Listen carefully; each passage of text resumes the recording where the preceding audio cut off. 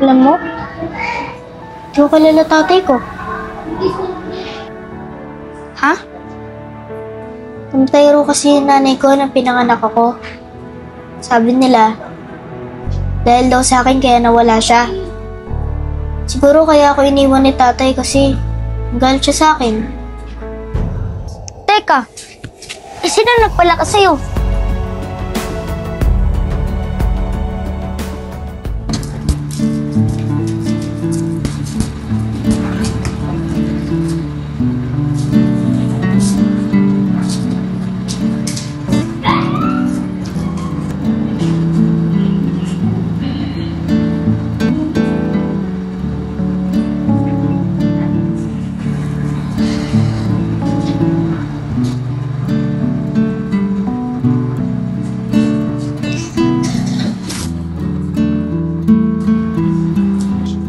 Koy. Ba't mo pala hinahanap yung tatay mo?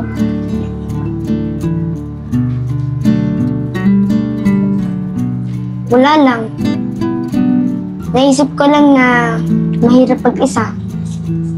Baka nagbago na siya. Nasaan ba siya? Di ko alam. Tagal na siyang umalis. At ang huling natatandaan ko lang sa kanya, palagi siyang lasing, laging galit. At lagi silang nag-aaway ni nanay. Madalas niya akong saktan.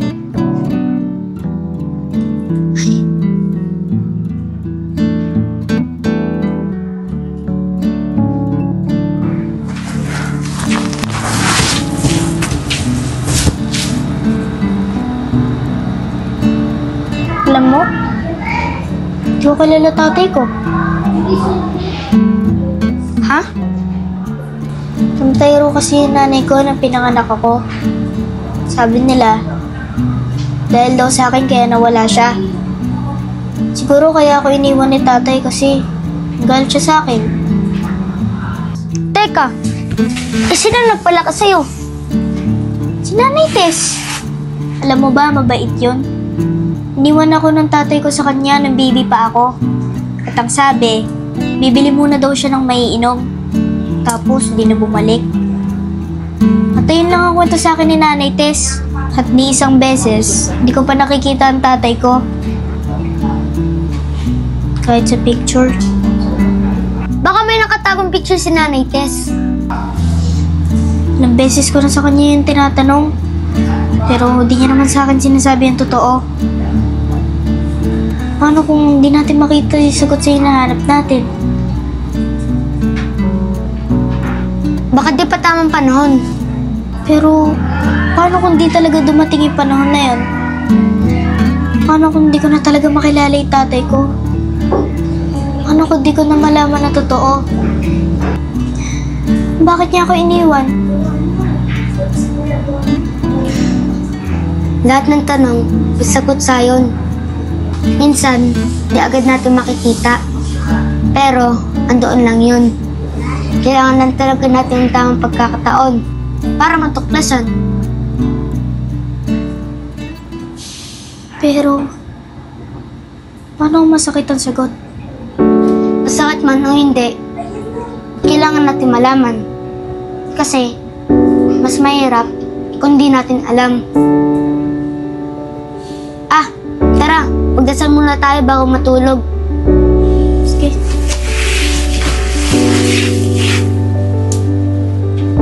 Panginoon, maraming salamat po sa isa na namang araw.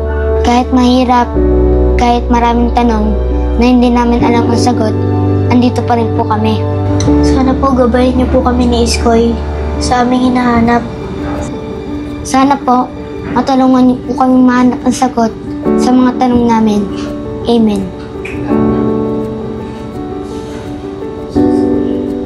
Parang gumahan yung dibdib ko, Iskoy. Kahit di pa ako sigurado sa sagot sa mga tanong ko, parang di na ako gaano natatakot. Kasi nga, makapangyarihan si Lord. Kapag lagi ka nagdarasal sa Kanya, mararamdaman mo yung kapayapaan. Di man matupad lahat ng hiling mo, pero kapag sinamahan mo ng pagsisikap, darating ang sagot. Siguro nga. Hayaan mo, habang di ko pa nakikita ang tatay ko, tutulungan mo na kita hanapin ang picture ng tatay mo para makita mo na rin siya at para mas madali natin makilala ang tatay mo, di ba? Totoo? Oo naman. Malay mo, baka na kay Nanay Tess lang yun, di ba? Baka tinatago niya lang sa'yo kasi natatakot siyang iwan mo siya. Kaya bukas, pagising natin, dun agad tayo dumiretso. Sige, Salamat, Iskoy ah. wala yun. Ikaw nga, tinulungan mo nga ako na walang pag-aalinlangan kahit di mo pa ako kilala. Ako pa kaya? Kaya babawi ako sa'yo sa lahat ng makakaya ko. Friends? Friends! Salamat, Iskoy ah. Tara, tulog na tayo.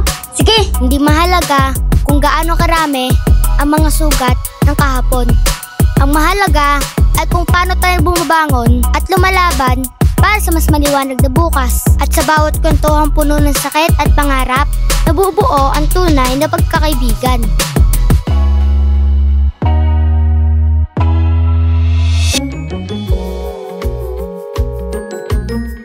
Uy, Bes, ang dami na nating viewers, oh.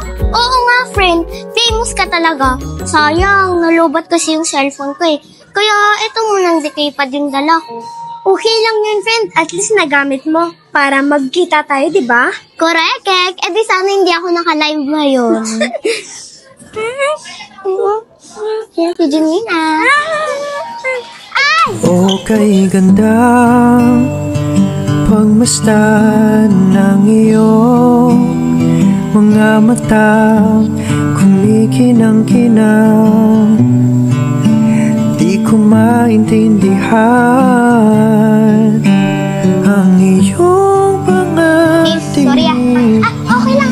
Labis ang Hello, Carlo? Papunta ka na ba? Bes, sino tinatawagan mo? Yung jowa ko. Please, yung battery ng cellphone. Mapagpapalang talaha. Tumingin ka sa aking mga mata at hindi mo na kailangan pa magtanong. Carlo, sa bagay kayo. Ikaw lang iniibig at hindi kumbinsido'y magtiwala ka. Hawakan ang puso't magtiwala na ikaw lang siyang